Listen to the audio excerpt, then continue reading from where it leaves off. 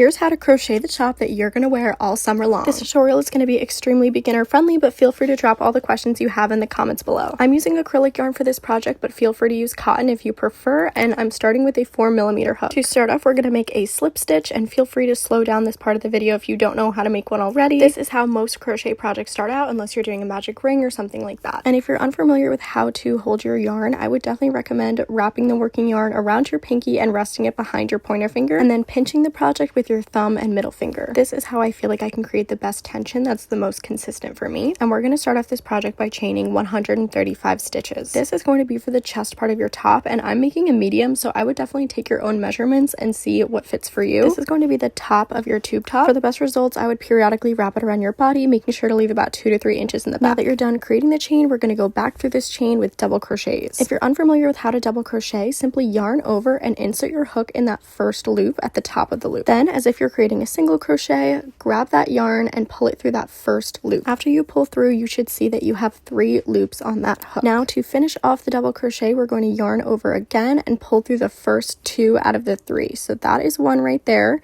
and then we're going to pull through that second one, and then we should have 2 loops left on the hook. Final step in the double crochet, we are going to yarn over one more time and pull through both of those loops. And there you have just completed your first double crochet of the row. So we're going to follow up with the very next stitch, yarn over, insert your hook in the next stitch, pull through, and finish off your double crochet. So we pull through 2 loops, yarn over one more time, and pull through the last few loops. We are going to continue this pattern until we reach the very end of the chain that we just made. So roughly you should be doing about 135 to 134 double crochets. Keep going with this pattern, and I will see you guys at the very end of the row.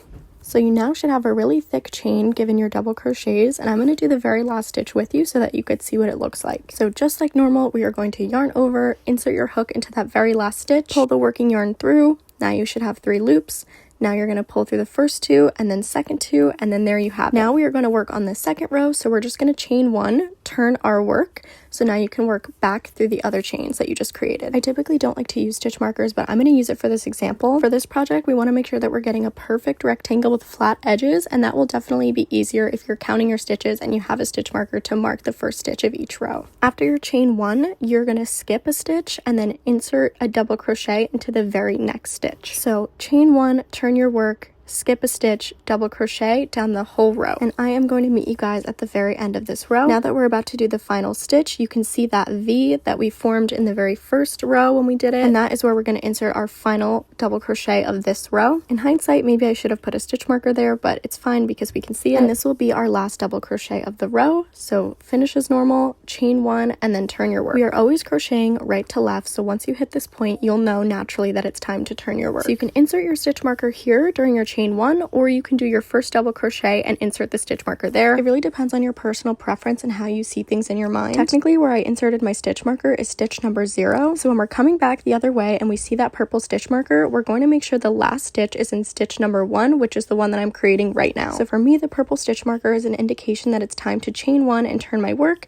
But like I said, if you prefer to put the stitch marker in stitch number 1, you can absolutely do that as well. Now we are headed back the other way to create our third round in this top. As normal, you're going to chain 1, turn your work, skip a stitch, and then double crochet through the rest of the row. It's really important that we maintain a flat edge here, and since counting 134 might be a little bit hard, this is where your stitch markers are going to come in real handy. Like I said before, I inserted my red stitch marker in my chain 1, so this is an indication that it's time to take the stitch marker out, chain 1, and turn my work. I'm going to show you guys what it would look like to insert your stitch marker into the first double crochet instead of the chain 1. So we chain 1, turn our work, skip a stitch, insert your first double crochet, and we are going to take that stitch marker, locate the V that we just created, and insert your stitch marker into that V. So now when we see that red stitch marker, we know that we still have to insert a stitch into the stitch that the red stitch marker is in. Wow, I did not realize how many times I had to say the word stitch in this tutorial. But now we are going to finish off the row as normal, and I will see you guys at the very end of this row. Alright, so now we are back at the purple stitch marker.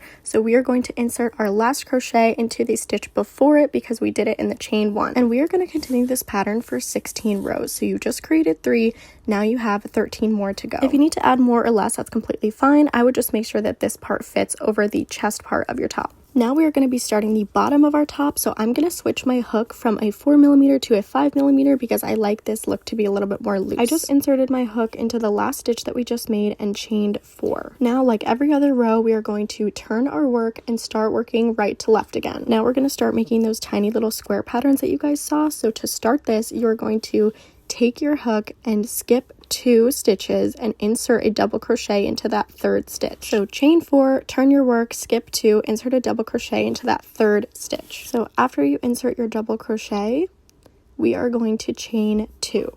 So 1, 2.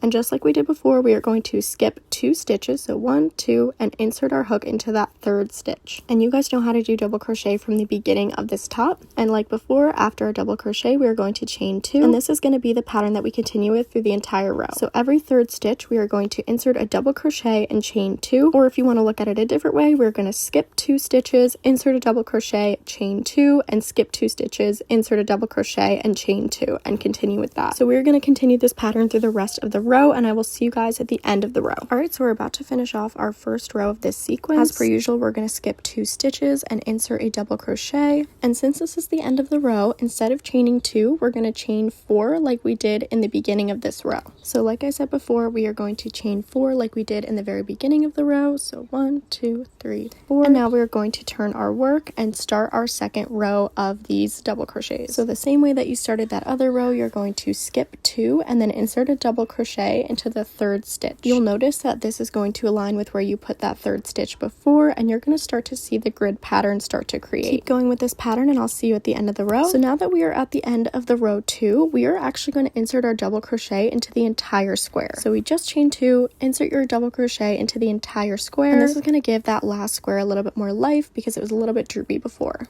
And now you have just finished your second row. So what do we do to start another row? We are going to chain 4, 3, 4, turn our work, and now we're going to start on row 3 of this section of the top. I'm going to go over this one final time before I let you guys go off on your own. So we're just going to chain 4, skip 2, insert a double crochet into the 3rd stitch, chain 2, skip 2, insert a double crochet into the 3rd stitch, and so on. And to finish off one final time, we are going to insert a double crochet into the entire square from the previous row, and prepare for the next row by chaining 4 and turning your work. I created 16 rows of this style, but you can again do more or less depending on how long you want your top to be. So here we are after 16 rows of this grid style that we've created. We are going to finish off that very last stitch. What I like to do a lot of times is I actually like to chain 1 before I cut the end off, just to make sure it's extra secure. Then we're going to snip that end and then take our hook and pull through to create a knot. Give it a little tug to make sure that's secure, but we're going to hide that at the end. So now feel free to lay out your top and admire your work. If you did want to block your work, now would be a good time. I just don't have a blocking board. But now we are going to create the back of the top. So grab your yarn and do another slip stitch. So we're going to do that pattern that I was showing you guys before, creating your slip stitch,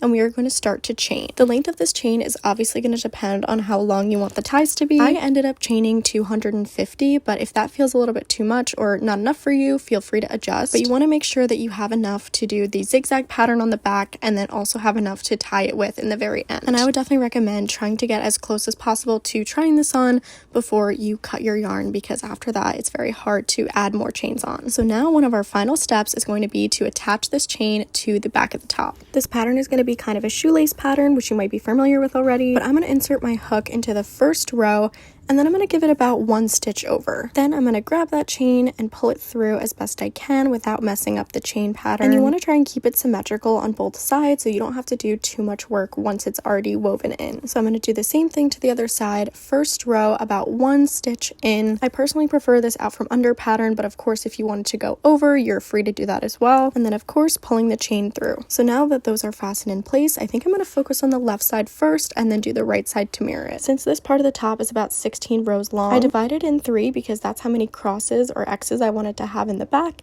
and of course that landed me at about 5. So I inserted the chain 5 rows below the first time we inserted the chain. Bet you did not think there would be so much math involved in crochet. But now, since we're still working on one side of the top, we are going to count 5 rows down from the middle that we just inserted, and we are going to insert our next lace pattern into that area. So it should be 10 rows down from the last time we inserted on the left side and 5 rows down from the last time we inserted on the right side. And of course pull through. And now to finish out that side, we are going to count 5 rows down. 1, 2, 3, 4, 5, and that lands us at the bottom of the top. We're going to pull out from under one last time on this side, and then you will have one side done.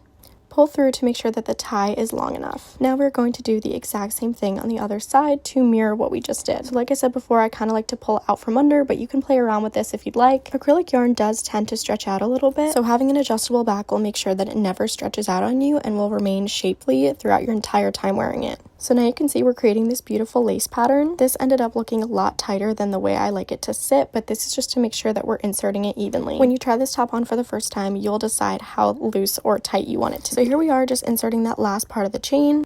And pulling through will be our last step before we hide our tails. So here we are, just finishing out the back of this top. So at this point, your top is completely constructed at this point, so give yourself a pat on the back. The only thing we have left to do now is hide some tails to make it look perfect. So we're going to start by cutting off the ends from the chain that we just made. Try not to cut it too close to the actual knot or it might start to unravel. I've actually been saving my scrap yarn to potentially make some pillow fillings, so if I ever do make a crocheted pillow, I can fill it with the little scrap yarn. And to hide your tails and the rest of the top, I just recommend using a hook to tuck it under another part of the stitch, making sure it's facing inward so of course no one can see it. Be very careful when weaving things in, because with crochet, sometimes when you pull one part of the yarn, the entire thing can unravel, and we don't want to undo all the hard work that we just did. And there you've just made the perfect spring and summer top. If for some reason you don't want to recreate this top and you just want to buy it, I do have it linked in my Depop, which you can buy in any color or size. I hope you guys enjoyed this tutorial. Feel free to drop any questions you have in the comments below, and I'll see you in the next one. Love you guys. Bye.